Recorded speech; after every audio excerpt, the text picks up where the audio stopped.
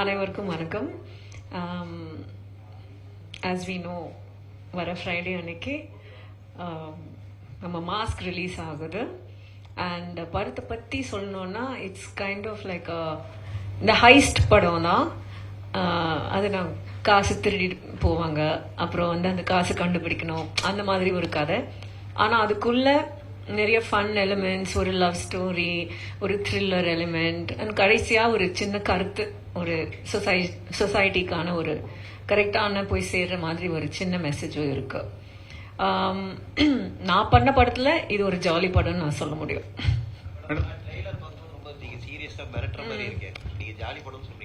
ஆமா, என்னோட ரோல் மிரட்டுற மாதிரி இருக்கு, ஆனா படம் ஜாலியா தானே இருக்கும். மேடம், இவ்வளவு வருஷம் நீங்க வந்து நடிகையா, ஒரு பாடகியா பணத்தை அப்படி வாங்கிட்டே இருந்தீங்க, அது ரொம்ப சந்தோஷமா இருக்கும். இப்ப தயாரிப்பாளரை கொடுத்துட்டே இருக்கணும், அது எப்படி இருந்தது அந்த எக்ஸ்பீரியன்ஸ் கொஞ்சம் சொல்லுங்க. ஆமாங்க, அதான் நிறைய பேர் கேட்டாங்க, உனக்கு என்ன பைத்தியமா? ஏன்னா நான் வீட்டில் லோன் எடுத்தேன், காசு போட்டிருக்கேன் படத்துல. ஸோ அதுக்கு நான் சொல்ற பதில் வந்து, அந்த வீடு வாங்கின காசு படத்துல இருந்து தான் வந்தது. ஸோ அதே காசு தான் திருப்பி போடுறேன், அவ்வளோதான்.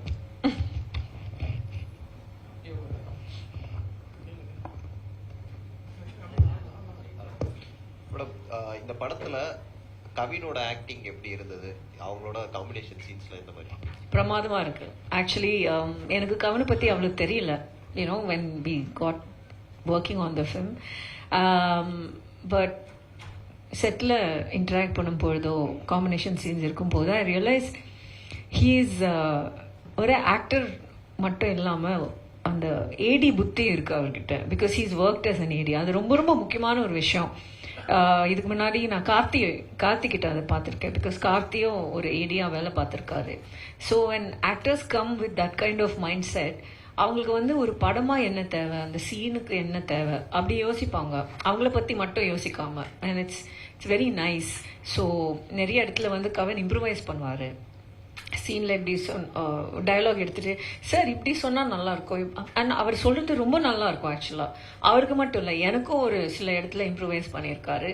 So for me that was a very good enjoyable experience. And அவர் பெர்ஃபார்மன்ஸ் பொறுத்த வரைக்கும் ஐ லவ் இட். எப்போவுமே நாங்கள் ஜோக் பண்ணிடுவோம். நான் வந்து எடிட்டெல்லாம் பார்க்கும்போது நான் சொல்லுவேன், கவின் உன்னோட சீன்ஸ் எனக்கு ரொம்ப பிடிக்கும். அவர் வந்து, மேம் உங்களோட சீன்ஸ் எனக்கு ரொம்ப பிடிக்கும் பேசுவோம். பிகாஸ் ஆக்சுவலி கதை வந்து நம்ம ரெண்டு பேரோட அந்த ஒரு catch me if you can மாதிரி ஒரு இன்டர்பிளே தான் இருக்கு படம் முழுசாவே. So it's an interesting dynamic. Okay, ரீசெண்டாக இப்போ ஆண்ட்ரியா ஏதாவது ஒரு படம் நடிச்சிருக்காங்க அப்படின்னு சொன்னாலே ஒரு கேரக்டர் ஆர்டிஸ்ட் பண்ணியிருப்பாங்களோ இல்லை மேபி கெஸ்ட் ரோல் பண்ணியிருப்பாங்களோ அப்படின்ற ஒரு மைண்ட் செட்டில் தான் இப்போ கொஞ்ச நாளாகவே போனது. இப்போ வந்து இல்லை ஹீரோயினா அவங்க தான் லீட் ரோலில் பண்ணியிருக்காங்க அப்படின்றப்போ எப்படி இருக்கு? இப்போ அது ரீசெண்ட் டேஸாக அப்படி தான் கேட்டு வந்திருப்போம். லைக் 1000ல் ஒருவன் ஆகட்டும், வடச்சென்னை ஆகட்டும், ஒரு கேரக்டர் ஆர்டிஸ்டாக தான் ப்ளே பண்ணியிருப்பாங்க. இப்போ ஒரு ஃபீமேல் லீடில் பண்ணியிருக்கீங்க அந்த படத்தில். ஸோ எப்படி இருக்கு மேம்? ஸோ நீங்க சொல்லுங்க. வடச்சென்னை பத்தி பேசினாலே எல்லாரும் சந்தா தான் கத்துறாங்க. அதுக்கு பேர் கேரக்டர் ஆர்டிஸ்ட் நீங்க சொல்றீங்க, ஆனா அது மக்கள் சொல்றது இல்லையே. எனக்கு 1000ல் ஒருவன் தான் மேம். உங்களுக்கு 1000ல் ஒருவன். ஓகே, அந்த 1000ல் ஒருவன்லயும் ஐ டோன்ட் நோ, உங்களோட டெஃபினேஷன் ஆஃப் கேரக்டர் ஆர்டிஸ்ட் தான் எனக்கு புரிய மாட்டேங்குது, அவ்வளவுதான். ஸோ ஒரு நல்ல கேரக்டர் பண்ணா அது கேரக்டர் ஆர்டிஸ்டா, அப்புறம் அது லீட் ரோல் கிடையாதா? அப்படிதான் சொல்றீங்களா? அப்படிதான் சொல்றீங்களா? நான் உங்களை கேட்கிறேன். நிறைய பேர் இருக்க இடத்துல நிறைய கேரக்டரை வந்து சொல்லணும் அப்படின்ற இடத்துல வந்து அது ஒரு கேரக்டர் ஆர்டிஸ்ட் தான மாதிரி பார்க்க முடியும். பட் இந்த படத்துல எடுத்துக்கிட்டோம் அப்படின்னா கவின், ஆண்ட்ரியா இவங்க 2 பேர் தான் இருக்காங்க அப்படின்ற. இல்ல, அப்படி ஒண்ணுமே இல்ல. இன்னொரு ருஹானி சர்மாவும் இருக்காங்க படத்துல. பாத்தீங்கன்னா அவங்க தான் ஹீரோயின் ஆக்சுவலி. பிகாஸ் அவங்க தான் லவ் இன்ட்ரெஸ்ட், நான் கிடையாது. ஸோ அதுக்கு நான் கேரக்டர் ஆர்டிஸ்ட், அவர் அவங்க கேரக்டர் ஆர்டிஸ்ட். என்ன சொல்றீங்க? எல்லாருமே கேரக்டர் ஆர்டிஸ்ட் தான்.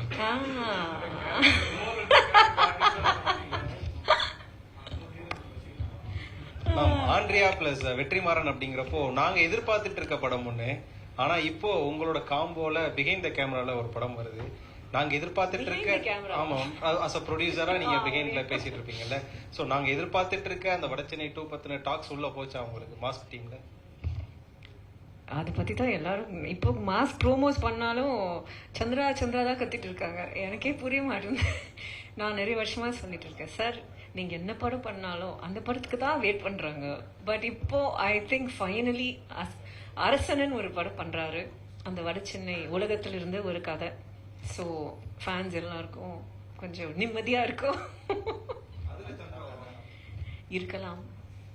மேம், இப்போ நீங்களும் வெற்றிமாறன் சாரும் கண்டினியூவாக ஒர்க் பண்ணிட்டு இருக்கீங்க. இந்த கதையை எடுத்துகிட்டு போய் அவர்கிட்ட கொடுக்கணும் அப்படிங்கிற ஒரு மென்டாராக இருந்தது அந்த படத்தில் அவர் பண்ணி கொடுத்துட்ருக்காரு. எப்படி இருந்தது அந்த கதையை எடுத்துகிட்டு போய் அவர்கிட்ட சொல்லும்போது, டிஸ்கஸ் பண்ணும்போது அவர் எப்படி எடுத்துப்பார், இந்த கதையை ஓகே சொல்லுவாரா அப்படிங்கிறது? முதல்ல வந்து ஃபர்ஸ்ட் படம் அனல் மேலே பனித்துளின்னு ஒரு படம் பண்ணியிருந்தோம். அந்த படம் I took it to him because genuinely எனக்கு தெரியும் அது அவர் பண்ணாதான் கரெக்டாக இருக்கும். ஏன்னா அந்த கதையை பார்த்தீங்கன்னா it's about a girl who is raped and rape சாதாரண ரேப் கதை இல்லை, அது வந்து போலீஸ் ஆளுங்க பண்ணுற ஒரு க்ரைம். ஸோ அதெல்லாம் ரொம்ப சென்சிட்டிவான ஒரு இஷ்யூ. ஸோ அது சும்மா டச் பண்ணால் வேற மாதிரி ஆகிடும்னு அந்த பயத்தில்.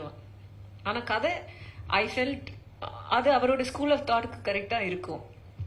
ஸோ அந்த கதை அவர்கிட்ட எடுத்துட்டு கரெக்டாக லாக்டவுன் வந்துருச்சு. So the film never got a theatrical release. அது சோனி லிவ்ல தான் ரிலீஸ் ஆயிடுச்சு. அதுக்கப்புறம் கோபி சார் வந்து கதை அவர்கிட்ட எடுத்தார், நான் அது எடுக்கல. அந்த கதை அவர் சார்கிட்டே போனது. Gopi sir wanted me to act in that film. அப்போ என்னை வந்து கேட்டாங்க, நீ இது பண்ணா நல்லா இருக்குமா, பண்றியா? So I sir okay.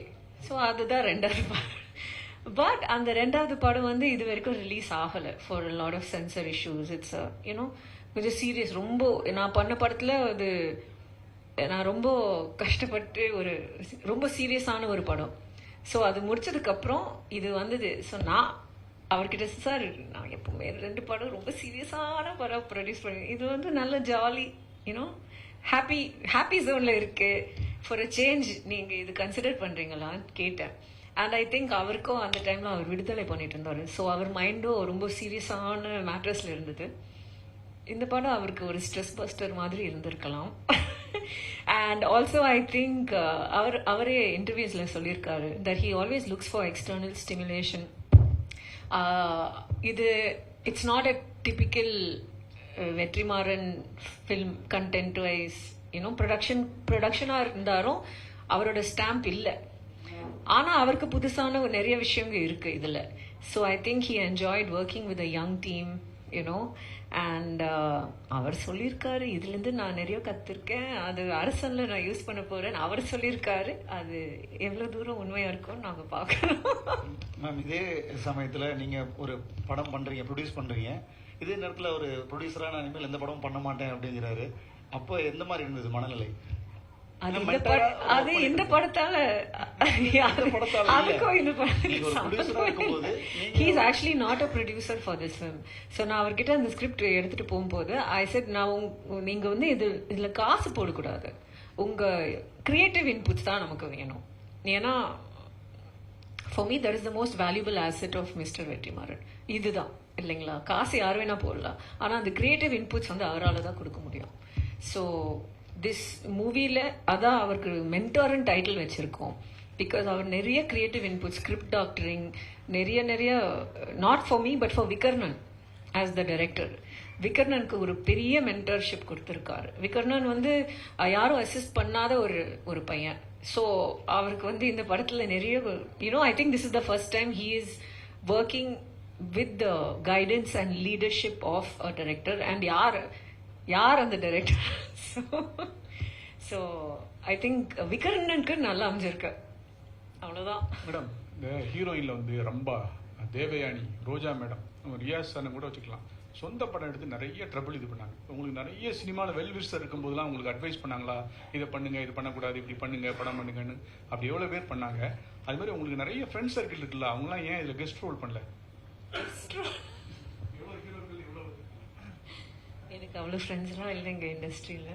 And ஆமாம், எல்லாரும் சொன்னாங்க ஏன் இதெல்லாம் பண்ணுறேன் ஆண்டி, அவ்வளோ கஷ்டப்பட்டு காசு சம்பாதிக்கிறேன், பேங்க்ல வைக்க வேண்டியது எதுக்கு ப்ரொடியூஸ் பண்ணேன்னு எல்லாரும் கேட்டாங்க.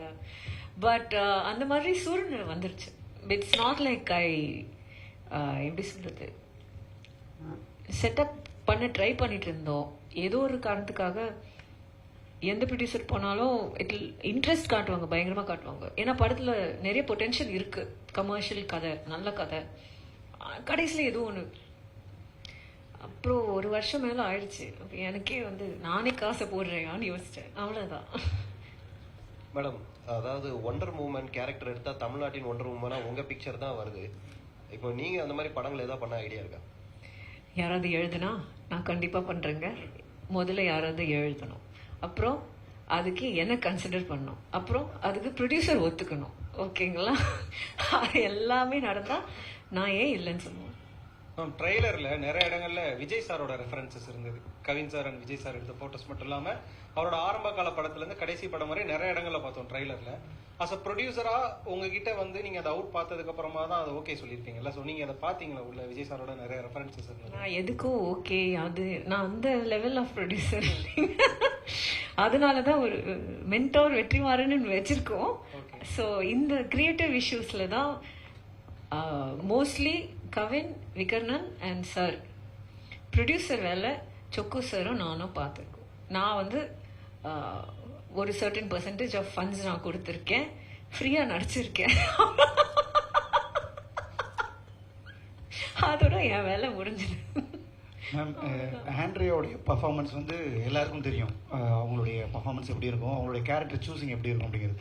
ஏன் உமன் சென்ட்ரிக் ஃபிலிம் இன்னும் இண்டிவிஜுவலாக நீங்கள் ஒரு லீட் ரோல் எடுத்து பண்ணுற படங்கள் அதிகமாக அதில் கவனம் செலுத்தலையோன்னு தோணுது. அதுக்கு ஏதாவது காரணம் இருக்கா?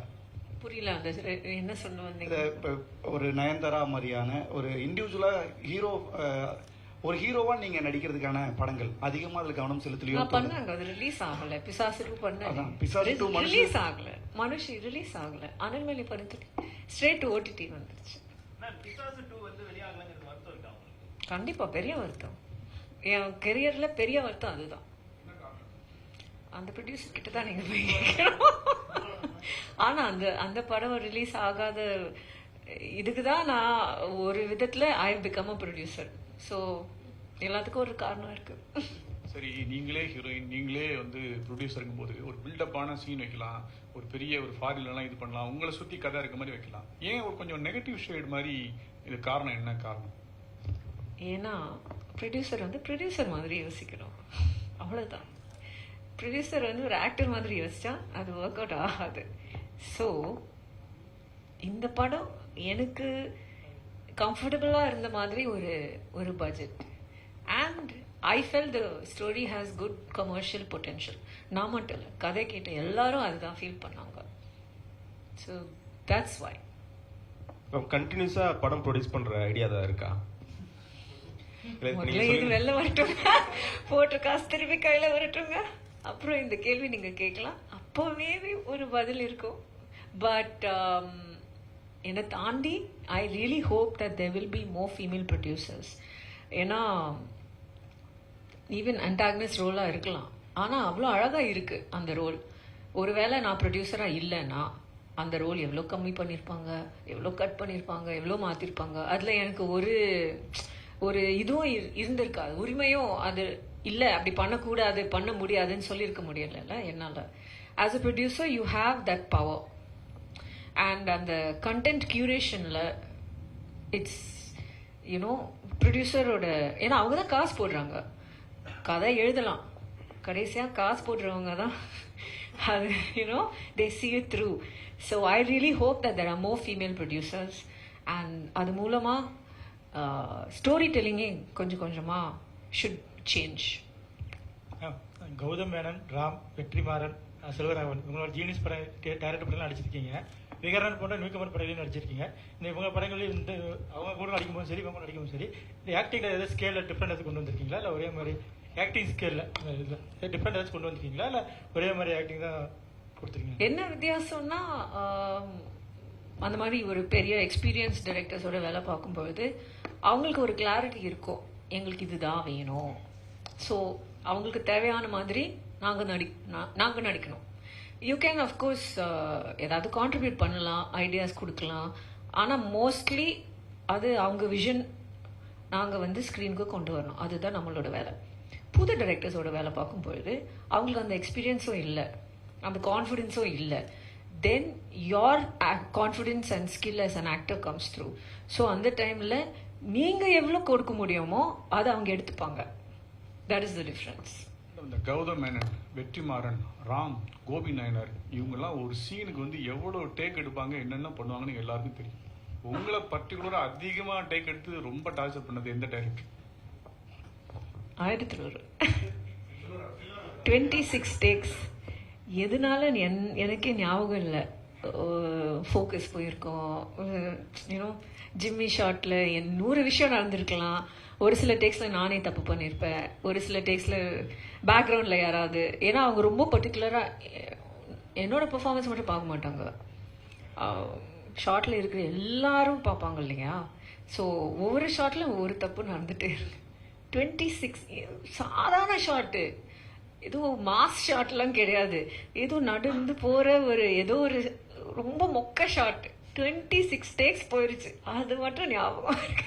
இப்ப அவ்வளோ கஷ்டப்பட்டு நீங்க நடிச்ச படம் ஒன்று இருக்குல்ல மேம், அது அந்த டைம்ல ரிலீஸ் ஆன டைம்ல வந்து பெருசா பேசல அப்படின்ற ஒரு இது இருக்கும். இப்ப வந்து நான் வந்து 1001 எனக்கு பிடிக்கும், அந்த மாதிரி ஒரு படம் வந்து இது வரைக்கும் ஆண்ட்ரியா நடிச்சதில்ல, செல்வராகவன் டைரக்ட் பண்ணதில்லை. அப்படி இந்த மாதிரியான படங்கள் அப்போ நம்ம அவுட்புட் போடுறோம்ல, ரொம்ப கஷ்டப்பட்டு நடிக்கிறோம் எடுக்கிறோம்ன்றப்ப அதுக்கு வந்து அப்போ அந்த ரெகக்னிஷன் வந்து அப்ப கிடைக்காம லேட்டா கிடைக்கிறது எந்த அளவுக்கு ஒரு வருத்தம், கேரக்டர் ஆர்டிஸ்ட் இல்ல எந்த சந்தோஷமா இருக்கும்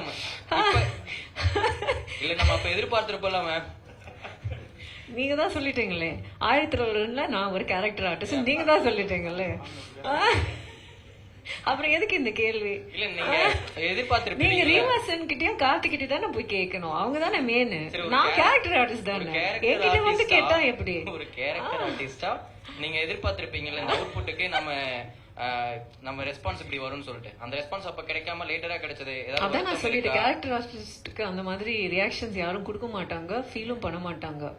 ஸோ சரி. By the way, I have a huge respect for so-called character artists. அது தப்பு. சப்போர்ட்டிங் ஆக்டர் தான் கரெக்டான பேரு, ஓகேங்களா? Supporting actor. அண்ட் அதுல நீங்க ஹாலிவுட் திரைப்படத்தில் பார்த்தீங்கன்னா, நிறைய மலையாளத்துலையும் பார்த்தீங்கன்னா நிறைய தடவை நிறைய வாட்டி லீட் ஆக்டர்ஸ் மற்ற படத்தில் இன்னொரு படத்தில் சப்போர்ட்டிங் ரோல்ஸும் பண்ணுவாங்க. ஏன்னா என்ன பார்க்கணும்? ரோலை பார்க்கணும், அதுதான் முக்கியம். அந்த சப்போர்ட்டிங் ரோலுக்கு அவங்க அவார்ட்ஸும் வாங்குவாங்க, நிறைய வாட்டி நடந்திருக்கு. ஆனால் தமிழ் சினிமாவில் மட்டும் நீங்கள் இப்படி கேரக்டர் ஆர்டிஸ்ட் அப்படின்னு சொல்கிறீங்க. அது ரொம்ப தப்பு actually. Because some of the best actors we have had in Tamil cinema are not lead actors, they are all supporting actors, இல்லைங்களா? பிரகாஷ் ராஜ், ஊர்வஷி மேம், மனோரமா மேம், அவங்கெல்லாம் என்ன லெஜெண்டரி பெர்ஃபார்மர்ஸ். பார்த்து என்ன சொல்றீங்க நீங்க? கேரக்டர் ஆர்டிஸ்ட் சொல்றீங்களா? Legend, they're all legends. அவங்க இல்லாம படமே நிக்காது. They are not lead actors, they are supporting actors, but their contribution to the film is so big. So எப்பவுமே கொஞ்சம் அந்த ரெஸ்பெக்டோட பேசு. கண்டிப்பா. நானா எழுதுற ஸ்கிரிப்ட அது வந்து டைரக்டர்ஸ் கிட்ட போய் கேட்கணும், என்கிட்ட கேட்க கூடாது. யா டெஃபினெட்லி ஐ விஷ் எனக்கு வந்து மலையாளம் அவ்வளோ லைக் இஃப் ஐ அந்த பாஷை எனக்கு நல்லா தெரிஞ்சிருந்தா நான் அங்கே போய் செல்லாம் இருப்பேன். Because they write very beautiful roles. And அங்கே வந்து இந்த இது இல்லை. ஒரு படத்தில் சோ மெனி மேல் ஆக்டர்ஸ், அவங்க வந்து இந்த படத்தில் லீடாக இருப்பாங்க, இந்த படத்தில் சப்போர்ட்டிங்காக இருப்பாங்க, அதெல்லாம் கண்டுக்கிறதே இல்லை அவங்க. ஆனால் அவங்க படம் பாருங்க, 4 crore பட்ஜெட் வந்து 100 கோடி கலெக்ட் பண்ணும். அது எந்த இண்டஸ்ட்ரியில் நடக்குது சொல்லுங்க? So that means the content speaks for it self. அவ்வளோதான். இப்போ தயாரிப்பாளராக உங்களுக்கு நல்ல அனுபவம் இருக்குது, என்ன பண்ணணும் என்னென்ன பண்ணக்கூடாதுன்னு. நீங்கள் நடித்ததுலேயே பெஸ்ட் படம், ரொம்ப நாங்கள் ஆர்வமாக எதிர்பார்க்க படம் வந்து பிசாசு 2. இந்த மாஸ்கில் கொஞ்சம் நல்ல பெரிய ஒரு ரிச்சிவான பிறகு வருமானம் வந்த பிறகு பிசாசு படத்தையும் என்ன பிரச்சனை வாப்பா நானே ரிலீஸ் பண்ணி கொடுக்குறேன் அப்படின்னு மிஸ்கின் சாருக்கு ஒரு சந்தோஷத்தை கொடுப்பீங்களா? நான் இந்த படத்தில் அவ்வளோ காசு பார்த்தேன்னா கண்டிப்பா நான் வாங்கிட்டு நானே ரிலீஸ் பண்ணேன். மேம், நீங்க ரொம்ப சாஃப்டா பண்ண படங்கள் பச்சைக்கிளி முத்துச்சரமா இருக்கட்டும், தரமணியான படமா இருக்கட்டும், அதை காட்டிலும் உங்களுக்கு வட சென்னை, மாஸ்க் இது மாதிரியான படங்கள் பேசுறதுனால ஆக்ஷன் ஹீரோயின் ஆண்ட்ரியா அப்படின்னு சொல்லி அதான் நமக்கு சக்சீட் அப்படின்னு யோசிச்சிருக்கீங்களா ma'am? Actually I wanted to do action films. அந்த மாதிரியோ ப்ராப்ளம் என்னன்னா பட்ஜெட். ஆக்ஷன் படத்துக்கு கொஞ்சம் காசு தேவை. ஸோ எல்லாரும் வந்து ஃபீமேல் லீட்னா அவ்வளோதான் கொடுப்பாங்க. பட் இப்போ லோக்கா வந்துருச்சு பாருங்க.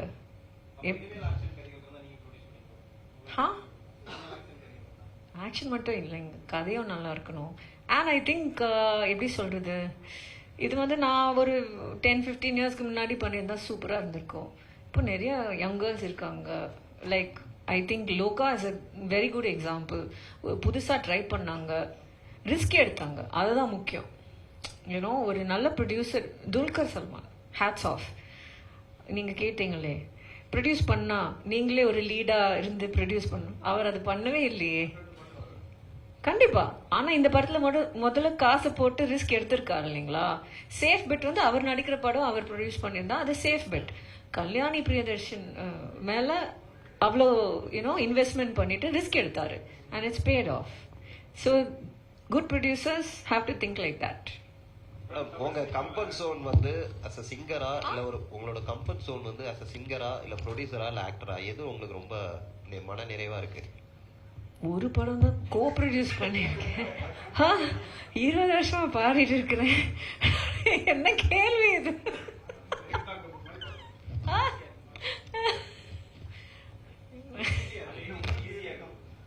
கண்டிப்பா பாடுறது தான் ரொம்ப ஈஸி. எனக்கு ரொம்ப பிடிச்ச விஷயம் பாடுறது. ஆக்டிங் இஸ் ஆல்சோ எப்படி சொல்றது, ரெண்டுமே நிறைய வருஷமா பண்ணி பண்ணி பழகி போயிடுச்சு. பிடிச்ச விஷயம் இது எப்பவுமே பாடுறது தான். ஏன்னா ஸ்டேஜ்ல ஏறி பாடுறோமா, சந்தோஷம் அப்பவுமே வருது. நடிப்பு பொறுத்த வரைக்கும் ஒரு ஷாட்டு 2 ஷாட்டு, அப்புறம் ஷெட்யூல் பேக்கப்பு, அப்புறம் திரும்ப வரும், மழை வரும், கேன்சல் ஆகிடும், அப்புறம் டப்பிங் போகணும், அப்புறம் ப்ரொமோஷன்ஸ் போகணும், அப்புறம் 1.5 வருஷத்துக்கு அப்புறம் தான் படமே வரும். ஸோ பாட்டில் டக்குன்னு வரும், அவ்வளோதான். நம்ம இப்போ ஆக்ட்ரஸ் ஆண்ட்ரியாவோட சிங்கர் ஆண்ட்ரியாவை தான் பிடிக்குமா உங்களுக்கு ரொம்ப? அதானே இப்போ சொல்லிட்டு இருந்தேன். சூப்பரான ஒரு ஆல்பம் கொடுத்துருக்காரு நம்ம GV. And yeah, that's my favourite song, cash cash. எனக்கு ரொம்ப பிடிச்ச பாட்டு ஆல்பம்ல. நானும் ஒரு பாட்டு பாடியிருக்கேன், ஆனா எனக்கு பிடிச்ச பாட்டு கேஷ் கேஷ் கேஷ் தான்.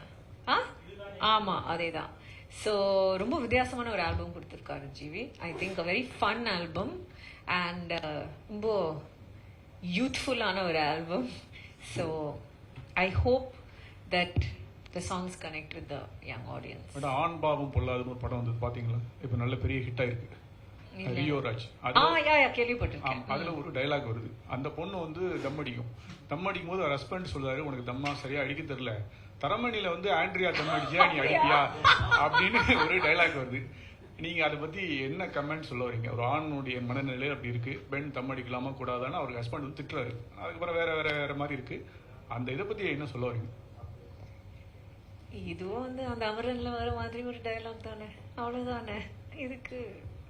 But I am glad that at least என்ன சொன்னீங்க, அவர் வந்து அந்த படத்துல தம் அடிக்க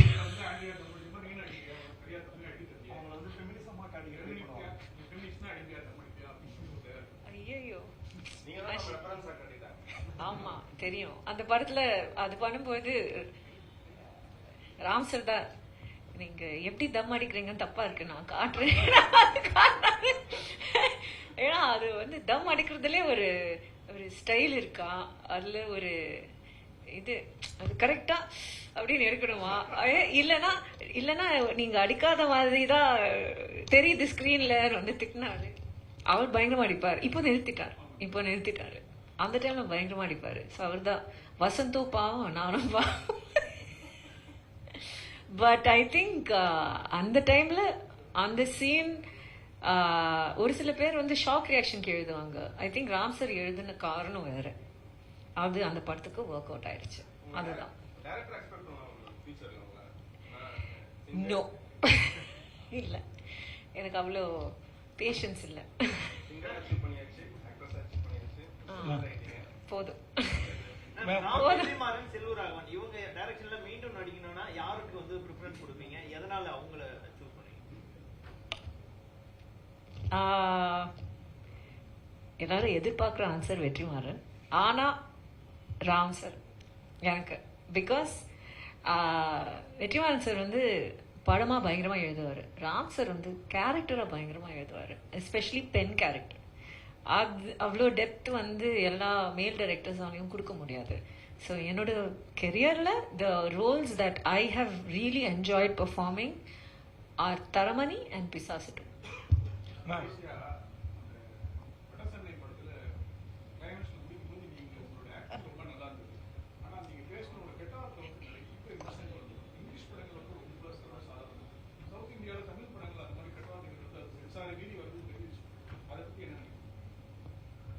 நான் டப்பிங் தியேட்டரில் பட்ட கஷ்டம் எனக்கு தான் தெரியுங்க. அந்த வடச்சினை ஸ்லாங்கோட பேசி பேசி எனக்கு அழகே வந்துருச்சு. என்னால் இது முடியாது. ஸோ எனக்கு கெட்ட வார்த்தையா நல்ல வார்த்தையா அதை பற்றி கவலையே இல்லை. டப்பிங்கில் வந்து ஓகேன்னு பண்ணால் எனக்கு போதும், அவ்வளோதான். மேம் கொஞ்ச நேரத்துக்கு முன்னாடி சொல்லியிருந்தீங்க மலையாளம் தெரிஞ்சா அங்கே போய் செட்டில் இருப்பேன் அப்படின்னு. பட் தமிழ் இங்கே இருக்கிற நிறைய டைரக்டர்ஸ் வந்து அதர் ஹீரோனஸ் ஹீரோனா சொல் இங்கே இருக்கிற நிறைய டைரக்டர் வந்து வேற லாங்குவேஜ்லேருந்து இங்கே ஹீரோனா கொண்டு வராங்க. அதை எப்படி பார்க்குறீங்க? இங்கே யாருமே இல்லையா தமிழ் ஆக்டர்ஸ் யாரும் நடிக்கிறதுக்கு ஆள் இல்லையா? அப்படி சொல்ல முடியாது. ட்ரிஷா இருக்காங்க, அவங்க தமிழ் பொண்ணு தானே. நான் இருக்கேன், நான் தமிழ் பொண்ணு தானே. கண்டிப்பாக இன்னும் ஒரு சில பேர் இருப்பாங்கல்ல, எனக்கு தெரியாதவங்க கூட இருப்பாங்களே. ஒரு லிஸ்ட் இருக்கும் தமிழ் பொண்ணுங்க. ஆனால் இது வந்து நிறைய வருஷமா நடந்துட்டு இருக்கிற இது இல்லைங்களா?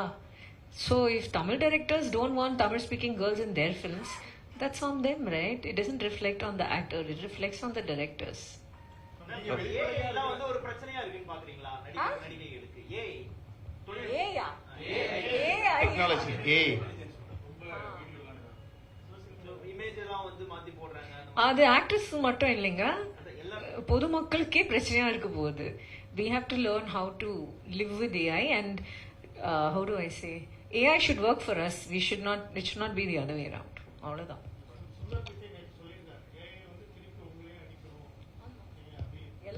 எல்லாரும் அதுதான் சொல்றாங்க. ஆனா நம்ம as always humans are very arrogant. We think we know everything. Andrea வந்து ரொம்ப வெளிப்படையான ஒரு பொண்ணா இருக்கிறனாலேயே நிறைய படங்களுடைய வாய்ப்புகள் ஏதாவது மறுக்கப்படுதா? சரி ஸ்ட்ரைட் ஃபார்வர்டா இருக்கிறனால வாய்ப்புகள் நிறைய மறுக்கப்படுதுன்னு நினைக்கிறீங்களா, இல்ல வாய்ப்புகள் சினிமாவுடைய நடிக்கிறதுக்கான வாய்ப்புகள் சரியா தான் இருக்குன்னு நினைக்கிறீங்களா? உங்களுக்கு தனிப்பட்ட முறையில் உங்களுக்கு எப்படி தோணும்? I'm sure there are many reasons for which people don't call me, not just for being straightforward. ஆனா அந்த காரணம் வந்து அது அவங்களோட காரணங்க, என்னோட காரணங்கள் இல்லை. அவ்வளவுதான்.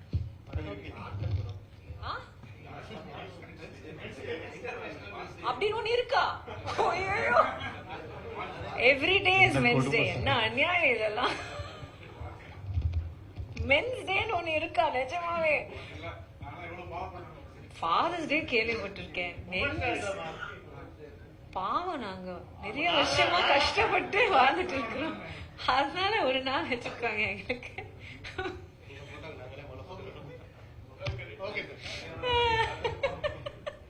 எனிவே அவ்வளவுதான். ஃப்ரைடே நவம்பர் 21 மாஸ் படம் ரிலீஸ் ஆகுது. அதுல நான் வந்து ஒரு பெரிய இங்கிலீஷ்ல லீப் ஆஃப் ஃபேத் அப்படின்னு சொல்லுவாங்க, உங்களை நம்பி கோ ப்ரொடியூசர் ஆயிருக்கேன்.